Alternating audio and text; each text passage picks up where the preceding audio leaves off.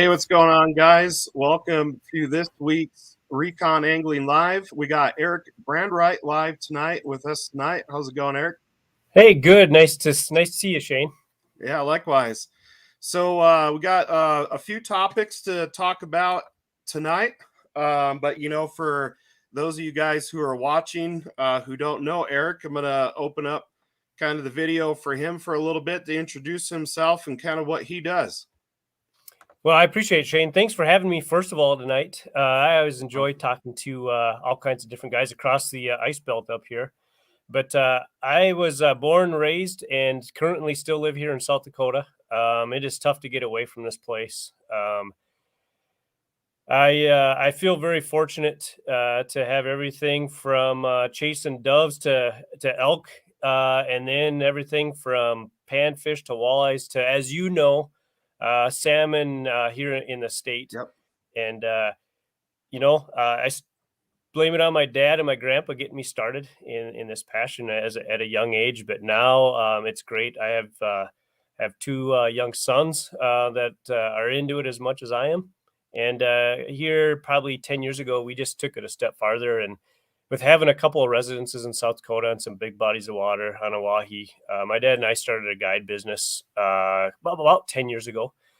So on the side, to be honest with you, we are plumb full of taking anglers of all ages, all ability levels out, and really getting them to enjoy what I enjoy.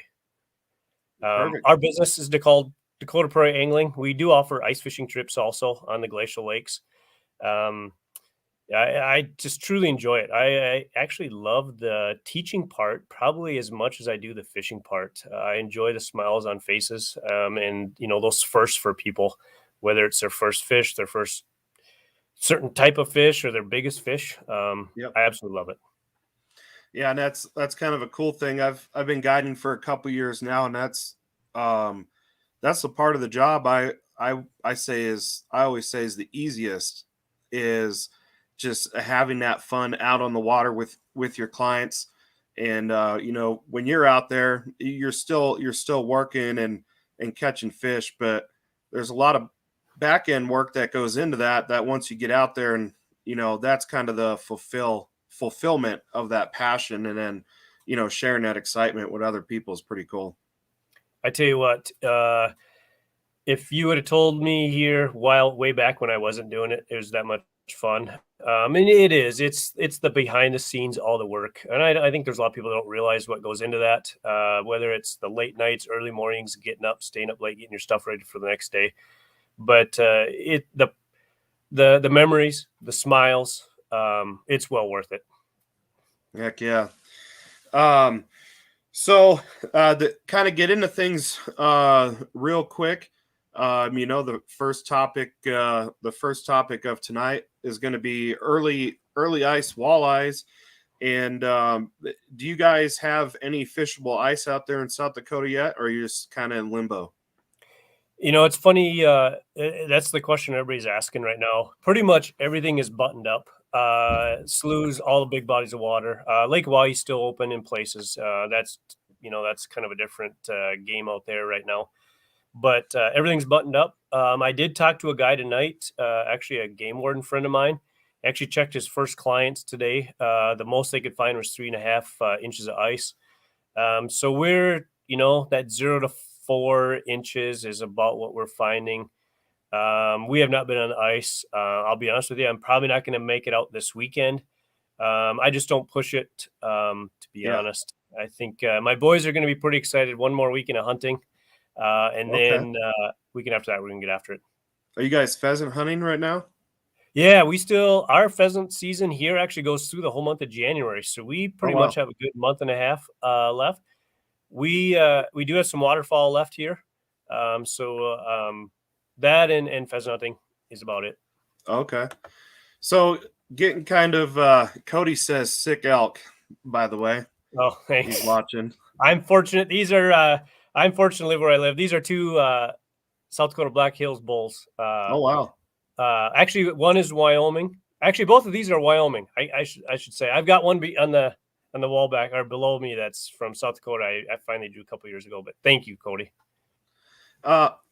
So talking about ice conditions, what are some things you do for early ice safety? Maybe when you're out with, is there a difference from when you're out there with yourself, or with clients? Just kind of walk us through, some early ice safety tips or things that you do early season.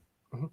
I think even early ice, man, our ice conditions change so quickly, and I don't want to put anybody in harm's way. I don't want to be in harm's way myself. So before we take any clients out, I'm going to be out there a day or two before. I'm going to check everything.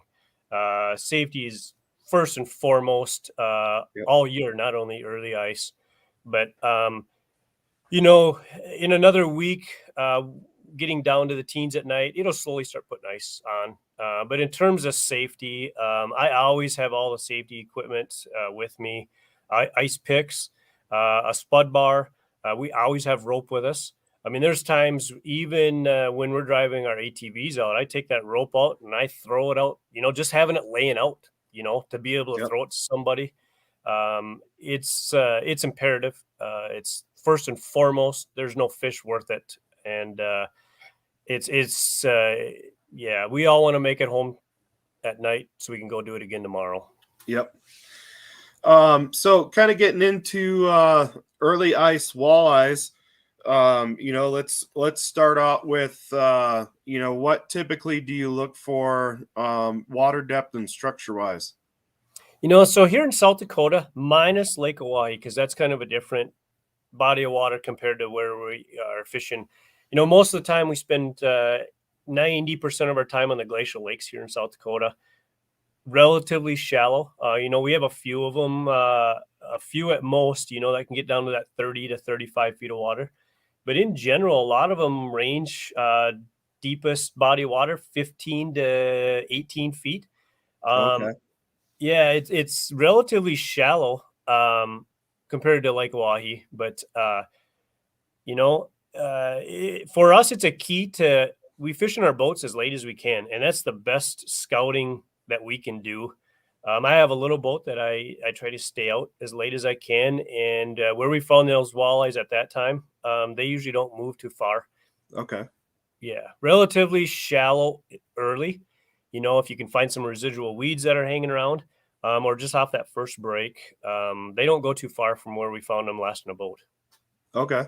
And what are you using, live baits, artificial, kind of a little bit of both? A little bit of both. Yep, having both. You definitely want live bait with you.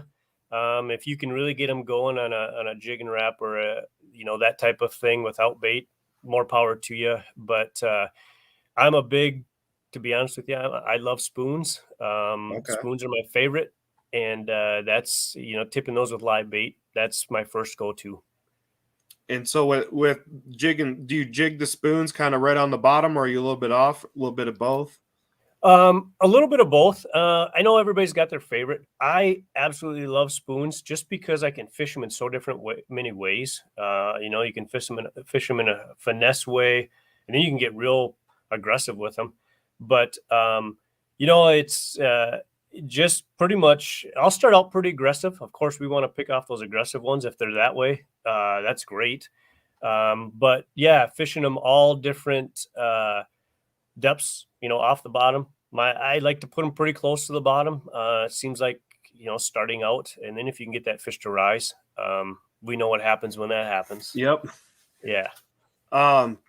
So that's some pretty good information. Now, if let's say somebody was maybe fishing a new lake to them, with very little structure, is there any recommendations for what you would suggest as far as finding fish?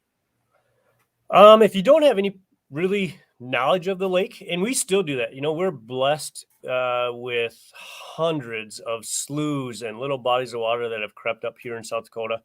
Ones that have been naturally stocked, it seems like, where the water got high and fish are moving from body to body. Really looking for that first break. If you can find that first break, if there is a break in that body of water, or just looking, the real subtle differences, whether it's a change in or bottom composition, any kind of, watching your shorelines, whether it's a steep bank or, looking for that type of thing before you really get out drilling holes. That's going to, help you. Otherwise, there are some bodies of water, to be honest with you. It's really just a drilling game. Okay. And yeah. Nowadays, we do have the electronics, though, that seem to really change that. Yeah. So, I mean, not only electronics, but, a lot of it pretty much, I think every auger company now has their electric version, auger out there. And, so you can be a little more stealthy on the water. And then, with, all the different brands of, that live fishing systems like, Garmin, Humminbird, the Mega Live, Lowrance, stuff like that.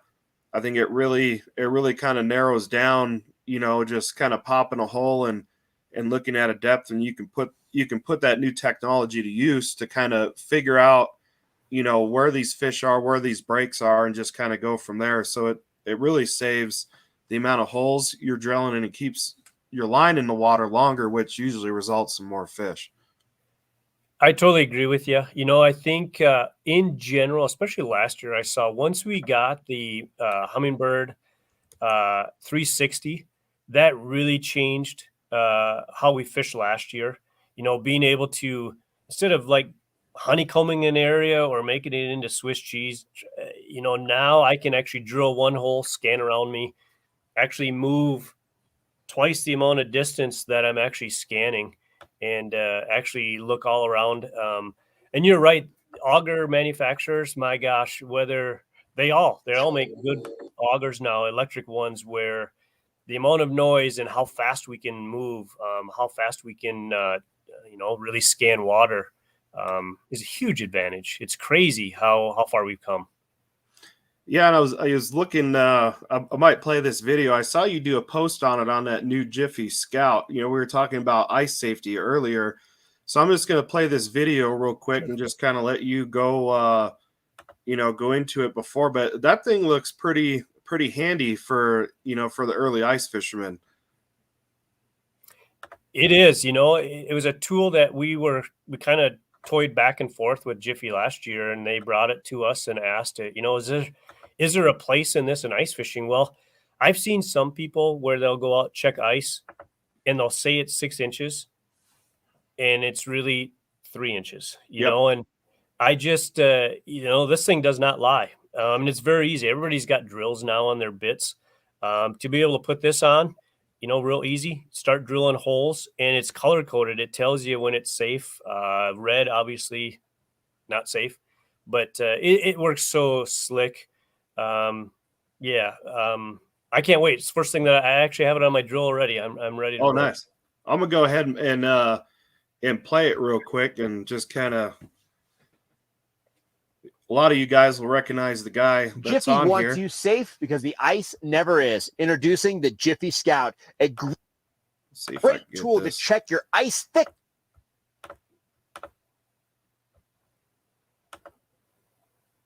Well, it appears my internet doesn't like me, so. Oh, that's okay. And Nate's doing a good job. It's it's just a small bit. There it goes.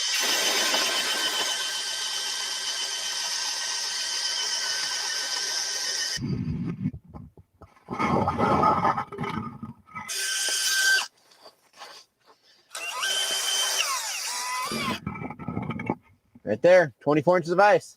The fastest way to drill a hole, measure the ice, and make sure you're good. But on top of that, it has some awesome features like this. Here's my main hole, obviously. Right there, clear that out.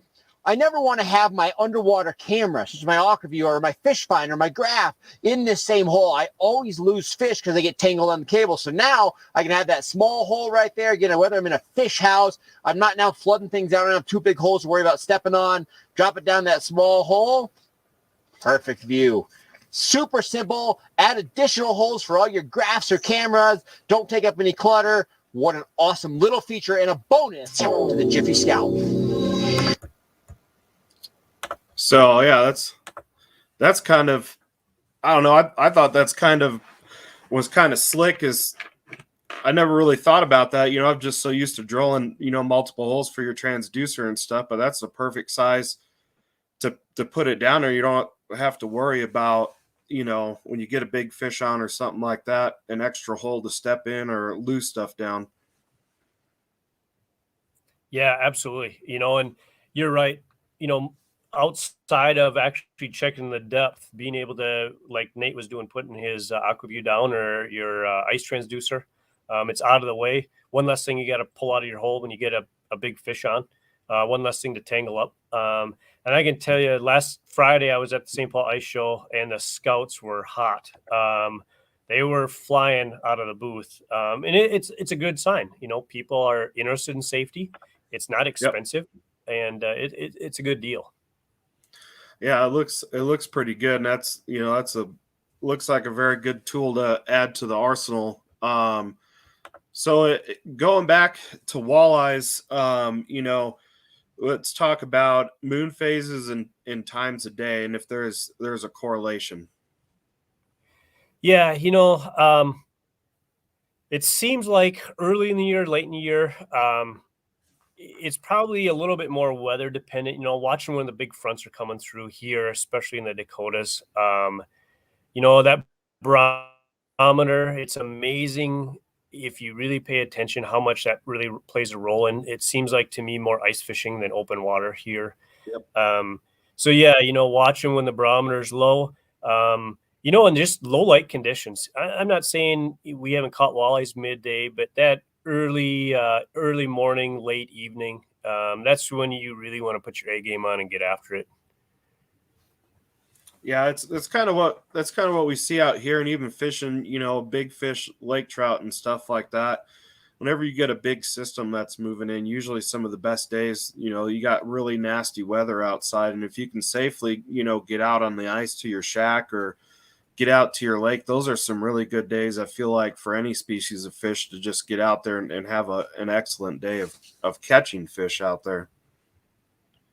I don't know if that's. I'm with you. Those are totally agree. Those are the days to hunker down, don't move, get in your shack where it's safe. And it seems like those are the days those fish just roam a little bit more. They're hungry. Yeah, it seems like those are the days that you have to work the least, I should say. But it's not probably the best days to be out there in terms of being able to be nice, I guess. Yeah. So I guess, is there anything else for early ice walleyes that you want to talk about or discuss, or we kind of go everything? Yeah. We're blessed here. Being, I think for walleyes here, especially in the Dakotas, and I'm sure it's other places, is, if you can align yourself with the weather, have, a variety of rods rigged up. I always see a big walleye as kind of like a big whitetail buck or a big bull elk, unlike like a school of perch or a big perch. I'm not saying perch aren't smart, but it seems like when a big walleye comes in, whether he's 7, 8, 9, 10 pounds, a lot of times you're only given one chance at him. And I think when it comes to walleyes, pay attention to detail, even down to your knots, your line. That's going to give you the best chance at that big fish. It's just seems like your chances are not they don't come around as often with those big fish, walleyes. Yep. Yeah, I mean, I think that's big fish in general. If there's something that's not quite right, you're gonna know pretty quick, and it's usually they're gonna make you pay for doing that. Absolutely. And, this is one thing I see with clients, not only with walleyes, but all species, whether we have a camera down or, you can see a big fish come in on your unit, and people are jigging away. And the first thing they do is when they see a big mark or a big line down there is they stop doing what they're doing, and I've seen more walleyes, especially being able to call them back. I just don't think, again, maybe getting not as many chances at a big fish, especially a walleye, is you're doing something to call that fish in. Keep doing it. if you get him to come in, then change after a little bit, but continue to do, I see people really freeze up, and I'm not saying I haven't done it, man. When I see a big come in, I've caught myself Lock freezing up. up. Like, yes, absolutely. Cause Yeah. you're so excited to see one if it's been a slower, but there's a reason why you got him to come in, keep doing it. And, pay attention to detail. Those big walleyes are special, and paying attention to detail, watching what he's doing, whether you've got a live unit or on your 2D sonar, watch what the fish is doing. I had going back and talking about that 360. I had some clients last year that came out ice fishing that had it on there, and it was pretty cool. Putting it down there, and with live scope you can kind of see what's going on. And we were doing some shallow water fishing, and it was really cool with the 360. You could see all the fish that were moving on the drop off, and so it was really cool. With live scope, you can see the drop off and stuff like that, but it reminds me a lot of, you watch those submarine movies and they got the little blip that that moves, and it's really cool watching fish after fish, further out, and then all of a sudden you'll see it, they'll come in and look at your bait. But it is really beneficial as well, beyond live scope or something like that, just to kind of the see that long range and like a broader picture. And so my guess would be is you probably use that the same way walleye fishing too, I'm guessing. Yes. I've been jealous of guys like you that had the Panoptics live scope, for to finally have, something live for us Humminbird users. I hurried home today, thought mine was maybe going to be at my doorstep. I'm hoping tomorrow. It should be here this week. But, for us to have that tool in my arsenal now, I feel like the 360 this last season actually changed how I search for fish or search for that break or that bottom change. And now I feel like I can refine what you guys are doing now and actually see how that fish reacts, and really fine tune it. Now I've got something I can search way out, but once I find the fish, now I can work specifically on that fish and what it's going to take to catch him. Another thing with that's really cool, and you'll see, once you get up and going with your Mega Live, is a lot of times when you go out on scouting missions and you're not fishing, seeing how those fish relate to other bait fish, how they feed on them and stuff like that, really keys in your presentation for those fish as well. Fly fishermen have a thing that's match the hatch and things like that. And what live scope, has done for me, and I'm pretty sure, Mega Live and even 360s help, with you as well, is seeing those interactions in real time.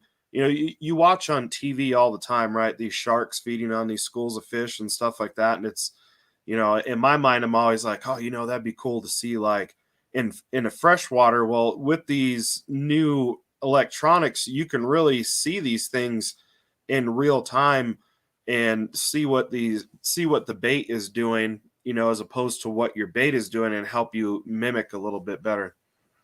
I can't wait. I think that's where guys like you have been, probably had a little, obviously, an advantage the last couple of years. And 2D sonar is great, but when you see that fish down there, we don't know if he's backed up. We don't know if he's looking the other way. We don't know if he actually has come up and nudged our spoon, or he's smelling it. Now to actually see exactly what he's doing or she's doing, it's that fish behavior reaction. I can't wait. Maybe I'll be on the ice a little bit quicker than I thought, because right. It'll probably be test it out a little bit. Yeah. So you'll be able to put the Scout and the Mega Live to work. So it might be a good combination then. Absolutely. You're gonna probably find a guy like me out there with my Mega Live, just walking around looking at stuff and not fishing, just because I'm so excited. But no, it's I am excited. You guys that have had the live scope Panoptics, you know how it is, and I'm excited to be and have the tools like that you guys have had. Yeah, I'm very excited. I'm just going to kind of open it up here for people watching for a little bit and just see if anybody has any questions for Eric for early ice walleye before we head over to pan fishing, which is a whole other animal in itself. One other thing is funny, Shane, you had brought up, different, I don't know if it's like a secret or different tips I've got, getting back to that 360, especially with early walleyes, because they're a little bit more or relatively more shallow, than midwinter fish. I have found that if you can get into an area, a high percentage area where you really think there's some fish, or I've seen them on the 360 and you maybe have them move in one direction, is when I have clients, if I have an area, one thing that I have found, especially last year, is to go and drill your holes right away, send somebody out an auger. And that's unfortunately either me and my dad, when we have clients, it seems like it's usually me, which is absolutely fun. I'm a lot younger, but I'll go out and I'll honeycomb an area. And I have seen, especially walleyes, not so much panfish, but if I don't do that right away and I go drill holes and we've got walleyes, kind of swimming around us, and I don't think it's the noise of the auger, but it's the noise from the shaving of the ice where I've seen fish react on that 360, where they're in the area. And as soon as somebody starts drilling a hole, I think it's the shaving noise. And I've seen the walleyes just like flat out leave. Oh, wow. Yeah. So what we usually do if we're in an area where we think there's going to be some walleyes, a real high percentage spot, go drill your holes, then get your big rattle baits down there and just try calling them in. That way the holes are there. I've seen that. And we saw it on Oahe last year too. It's just not that they're scared of, because augers nowadays aren't very loud, but the shaving noise, I think I've really seen probably that effect. And I've seen that on the 360. So I always tell people, we get out, we'll drill a bunch of holes right away. That way it's easier to move instead of, we got fish going that direction. Let's try to get ahead of them. If you have a few holes out there already, I think that may cut down time. And that's a really good tip, actually. Something that, a lot of people, fishing for trout out here, I usually talk about, fishing slow, go drill a hole and it calls them in. But, it's good to, that's why I like having, guests and stuff on the show to talk about different aspects with other species of fish and stuff like that, because it does play a big difference. Sure. And I probably have seen it more early ice where those fish are, out to that first break. Once we get midwinter and they get really tight, into those basins and not quite as active, we'll send people, if we see them off at 3:00 on the 360, we'll go drill a few holes. And it just seems like, but that early ice and late ice, I've seen it affect them a little bit more. And it could be just due to their activity. Okay. I don't see any questions on here. And I know the last couple shows, after the show, I've seen people, pop in and ask questions, and I wasn't seeing it on the show. So those of you guys who are watching, make sure there should be a little thing that you got to go on and give StreamYard permission to show your comment. And in that way, I'll be able to see it in the live stream. Otherwise, I'm not seeing any questions coming through right now. So we're going to go and switch over to early season panfish. So just kind of, walk us through. Is it the same techniques pretty much out by you? You know what? When people think of the Dakotas, our big perch are what everybody's after. We have people coming from all across the country. It is probably one of my favorites. I love big perch. I've been fortunate to catch some really big ones.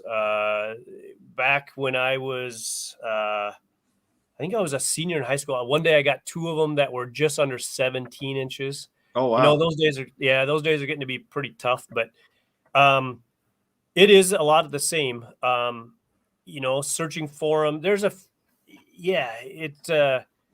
It's just that as our winter goes here, they scatter a little bit more, and then our fishing pressure just seems to get to them right away. So early ice is key. It really comes down to just finding an area that's probably your own, and don't tell anybody about it. Early ice is great. It's great for kids. It's great for taking clients out. Those panfish are active. Almost gets to be a kind of a game of speed, how fast you can get it up, how fast you can get it down there. Tungsten is a huge player that time of year. Yep. Do you have any particular tungsten jig or lure that you like using? They're kind of like our walleyes. We use noise.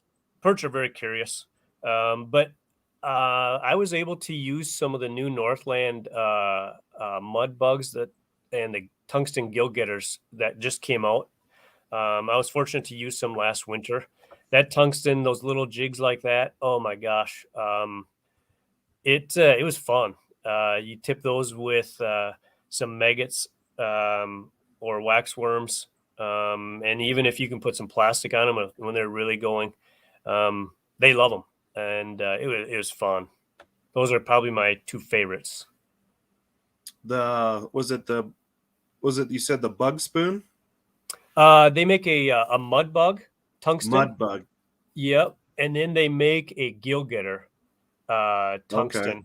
Okay. And oh my gosh. You put those on a Fraybill straight line reel, and it's crazy. It's fun. Yeah. Let's see. Okay. I'm just cruising around on the site real quick trying to. Oh yeah. And is there a particular color that you like? And actually I can grab some real quick. I think I don't have any here. I have some in my other room, but they make a variety pack with when you buy them. I think there's 5 or 6 different colors. The mud bugs, okay. I like the gold ones. The gill getters, to be honest with you. Yes, those are some of my favorites. Yeah. And it seems like when you tie, especially those horizontal jigs, one thing that I've really noticed the last couple of years is because they're horizontal, if you can tie them in with a loop knot so they stay horizontal the whole time is key. Yep. They will stay horizontal, and perch just can't. I mean, once they get activated, that right there, because it's got a flat bottom, it displaces a little bit more water when you drop it, and a little bit more vibration. Yeah, but that flat bottom on that, tell you what, that was it was a hot thing last year. Yeah, I like the loop of that too. It goes. Yes. It goes at an angle forward. A lot of times, what I tell guys, especially lake trout fishing or just trout in general, is if you don't use that loop knot, if you use a regular standard knot, just to slide that knot back towards the body of that jig head, and your bait will sit horizontal. I don't know how many times where, you'll get hit, and a lot. We use jaw jackers and stuff out here, and people just set the rod right back down. Well, a lot of times your bait is sitting up, like this, because that knot moved forward after that fish bit. And then now you'll notice you won't get as many bites, but if you go back there and just pull it up and slide that knot backwards, it does make a big deal. Absolutely. Yeah. Those quickly became my favorite last year. Yeah, it's, they loved them. So do you mainly do perch, or do you go after crappie and bluegills too? So we don't have a lot of crappies in South Dakota. We've got some lakes. I live on Big Stone Lake, and there's a lot of bluegills here, some big ones. A little tougher to find in the wintertime. It's not something that people target specifically. It seems like everybody's after perch in South Dakota, and I think a lot of it has to do with just the table fare. They mix it with the walleyes, and that's kind of what everybody's after. Perfect. Anything else panfish wise? We do use tip ups. Tip ups are a great search tool. When people use tip ups, one trick I always have is when you drill your holes for your tip ups, drill 2 holes, drill another one right next to it. When that tip up goes off and you're pretty sure it's a perch, just that one perch swimming around down there seems to activate the school. So we always drop down that other hole, the jig rod. Okay. Try to jig up a few active ones before you get that tip up. And that's kind of the name of the game. It seems like here in South Dakota, man, if you can activate that school, once they get going, then it's game on. There's many days where they'll swim up, look, and then, swim away. It's just getting that first one to go, whether it's on a tip up or a jig rod. And then a lot of times they'll go for a while. Yeah, you see that a lot, especially late ice when you're jigging lake trout, you'll get a big one on, and a lot of times when you're reeling it in, you'll see down the hole, you'll see a couple other fish swimming with it, and even on the boat, jigging or trolling, you'll go through a school of fish, hook into one, and then all of a sudden, the first reaction is, oh, we need to get our baits up, get them out of the water, make room for this fish.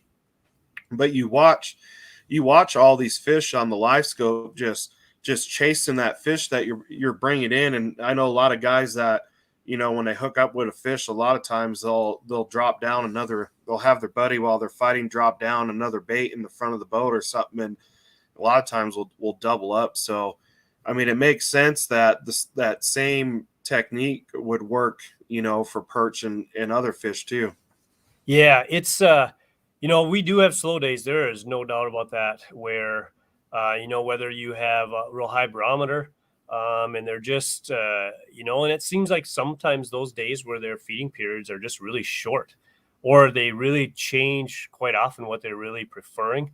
A second hole next to a tip up, or as simple as if somebody catches one on a jig rod, and whether it's too small, or I've actually done it with clients where if I catch the first one, have a client drop his jig down that hole before I throw that one back. I mean, I've thrown some big perch back just to activate that school. It's amazing what it does when you throw a perch back and he's swimming from on top and the rest of them see him coming, and that'll just activate the school for 5 or 10 minutes. Yeah, they want to know, like, oh, what was he just doing up there? Yeah, what's he coming? Yeah, and he comes chasing down. There's been many days where I've thrown 12 and 13-inch perch back, just because that would activate the school. You throw first one back, and you're going to catch maybe 6 or 8 more. But it's amazing, just kind of playing with them. That's another trick. Another one is the vibration on the ice. When it gets tough, there's a lot of times I've went out, parked, and started my Polaris Ranger and let it run for a couple of minutes. It's amazing what just the vibration, the humming noise will bring them in. Same with open water. I'll turn my big motor on, let my big motor run for a minute, turn it off, and it just seems to, different things like that. People, I've seen probably perch-wise, not so much walleyes, but especially early ice, not being real quiet seems to sometimes help. Yeah, just that curiosity factor. Yeah, absolutely. Let's see. Tyson says, I'll pull the question up here. But he says, thanks for the conversation on the walleye and panfish. He lives out here by me. So there's not, you got to drive a couple hours to get into him. But he wants to know if you ever fish with lights, or if that helps at all. Is he, Tyson, thinking lights in the water or? Yeah, we don't. It's not something I've spent a lot of time doing, to be honest. I know some guys have done it, but not something I've ever tried, to be honest. Yeah, I'm kind of the same way. And, going back to I was kind of internally chuckling when you were talking about turning the big motor on the boat, because a lot of times when I'm with clients, I'll be like, hey, I'll show you a little trick. Like we're getting ready to, if you want to fish to bite or see fish, there's a couple things to do. A, talk about moving. That usually somehow subconsciously gets them going. B, I go turn that big motor on, and I don't know how many times before I started doing this where you have all your lines out, turn the motor on, and you're getting ready to pull your motor in the front, and oh, lo and behold, there's fish down there. So now a lot of times, and I'll show clients this is before I move. I'll be like, all right, well, we're going to turn the motor on for a little bit, and you'll turn that motor on, and it's almost like clockwork. Within 30 seconds to a minute, there's usually a fish coming in there to see what's going on. So it was cool to see, you know, how you can incorporate that same thing, because, you know, a lot of guys have, you know, side-by-sides, four-wheelers, snowmobiles, stuff like that, you know, that they can turn on. And if you don't have that, maybe you'll have some kids and just let them run around for a little bit. And that'll do the trick for you too. Absolutely. You know, I've had clients, whether it's a grandpa or a dad, and they're like trying to calm the kids down. And I'm like, let them run, you know, especially after we get a little snow on the ice. You know, in the snow, there isn't as much reflection and movement where they can actually see it. But if they can hear it, those panfish, I don't know what it is. I'm almost got my kids open water. They'll actually, if we even think about moving, they start the big motor on my boat and let her run because they know they've seen that so many times. Yeah. Yep. It's you know, that perch is an interesting little creature. You'd think a fish that small wouldn't be that curious or that smart, but man, I've seen a perch be pretty smart too, and you have to actually outsmart them too. Yeah, I mean, so, you know, it's kind of weird, right? Because most species of fish, if you go after and you get a big one, your first instinct is to throw it back. But with panfish, you know, there's a couple guys, you know, I'm sure you're one of them, that when they get a bigger one, you know, they may keep it, but, you know, they may also throw it back, and it's becoming a bigger trend now. But, you know, I remember growing up, like, oh, you know, you get a jumbo or, you know, perch or something like that, that sucker's dead. And I was just thinking about it sitting here. It's one of the few fish that a trophy size, the thought is to keep it and not release it. Do you have any preference on that, or do you see any difference? No, you know, and it's a little different. I sometimes think as I get older, my killer instinct's kind of leaving. And as I say that, I got two bulls behind me. Yeah. In terms of fish, to be honest, I love seeing fish swim away as much as I do catching them. I always tell people, and, you know, guys like you and I have been fortunate. We've caught a lot of big fish for as much time as we spend. Speaking in terms of all fish, whether it's a 13, 14-inch perch or a 8 or 9 pound walleye, you know, there's a lot of guys that have caught 8 or 9 pound walleyes, but how many people have caught 10s? Yep. My feeling is those 8s and 9s are going to turn into 10s. Why don't I give somebody else a chance to catch a 10 pounder, or hopefully give somebody else a chance? I've been very fortunate to catch a lot of big perch, 14s, 15s, 16s, but they all come from 12s, 13s, 14s. So if I can give somebody the opportunity, and I'll be honest with you, I don't keep very many fish. It's just I'm fortunate, a couple meals a year, but I just love seeing them swim away. Yeah, you know, and one thing that's really cool too is these panfish live a lot longer than we think. I remember a couple years ago we fished Boysen out here and caught some I think a couple upper 15-inch crappies, and I have a buddy, Ben, who's going to school to be a biologist, so he took I can't really pronounce it too well. I think it's the otolith out of it, and aged that fish, and those crappie were 15 and 16 years old. Wow. So, and that's something that, I mean, I never thought, you know, panfish, you know, you think 7 to 9 years maybe, and even some of the biologists up here, they're like, oh, you know, crappie only live, you know, that 6 or 8 years. But, you know, at this particular lake anyway, you know, these couple crappies that we caught were, you know, about the same size and about the same age. And it was it was insane to see them like be that old.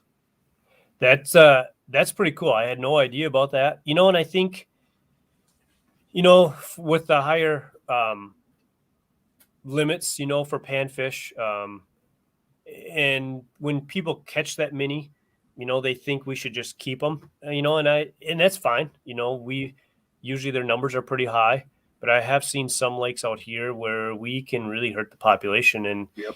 I just, as a conservationist, we all love to fish, but we also have to back and remind that we want to keep doing this day after day or year after year. And if we don't keep track of that, we can't, Mother Nature helps us out when she can, but it also, I feel like some of it's our responsibility to take care of some of that too. Yeah, and that's a big thing you'll see on online forums where it's like, well, legally I can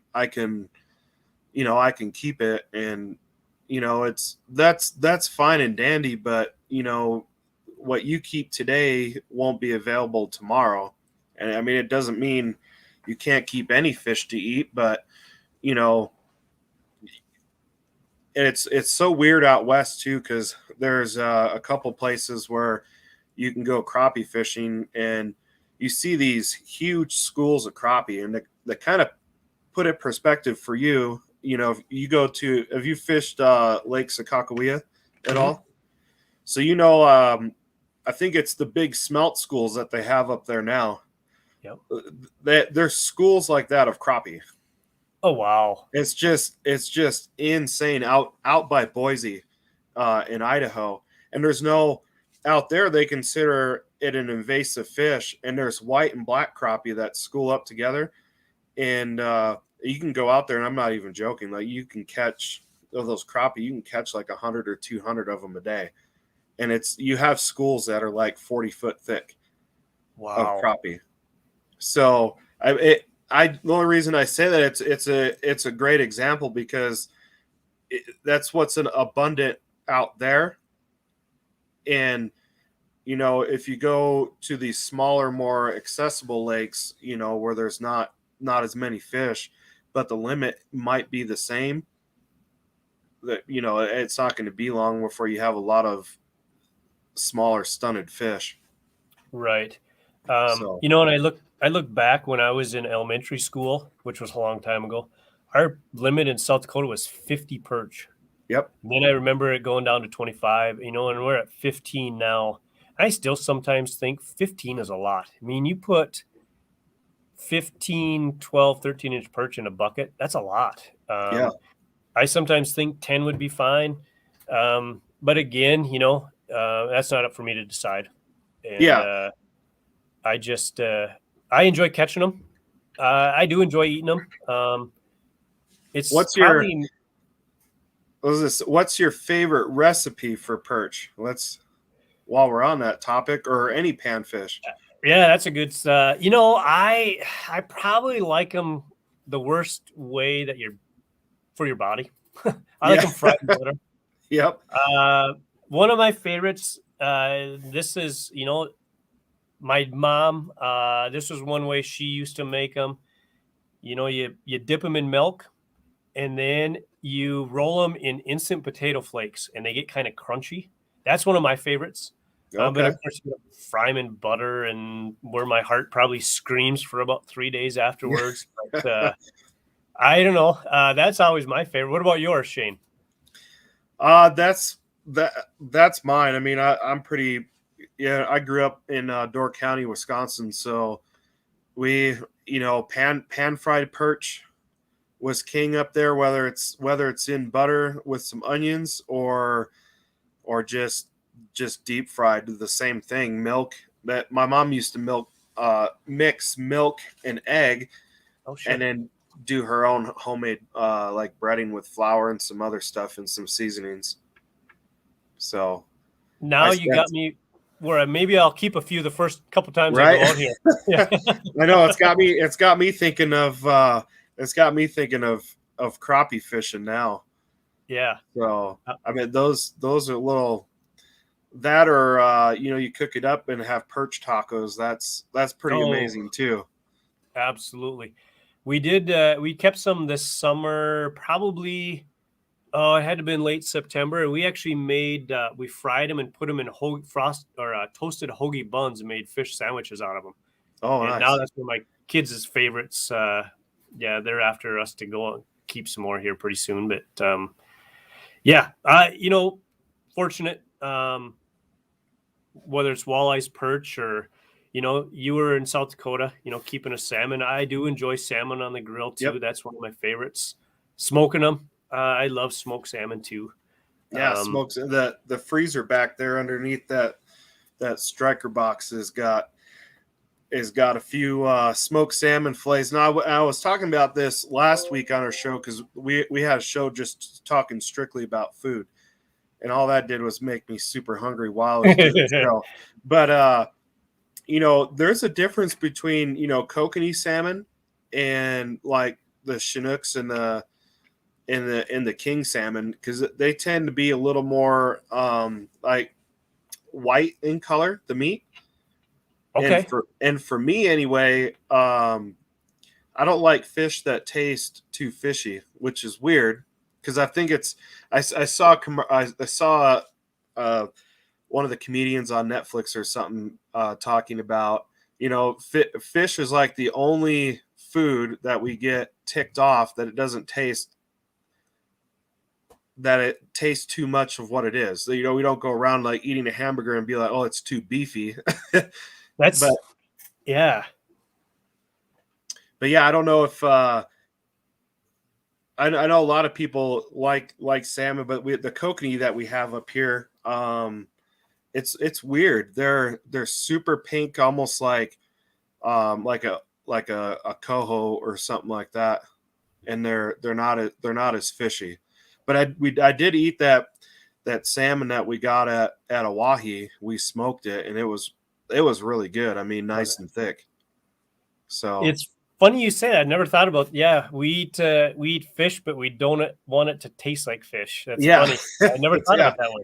Yep. Absolutely. So one last thing here real quick. We were talking about it before we came on the show, but the new Plano Edge jig box here. So you can see it's got the little the ring on here, so you can clip it too. And we were talking about all the little jigs and stuff. This thing is really, for those of you guys who fly fish, you've probably seen some boxes similar.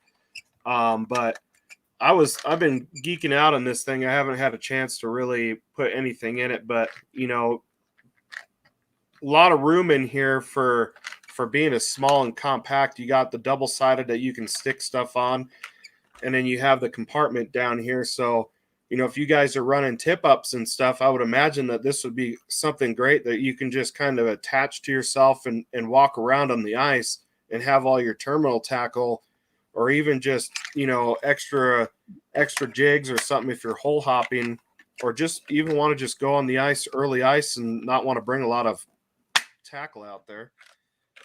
But I'm going to give it a shot this weekend. I'm a little jealous. I don't have one of those. I can't wait. I think for ice, that would be awesome. Or fly fishing. For us that like to do that. Yeah, they got the fly box too. And what I'll probably do for my Christmas giveaways, I'll probably give one of these away.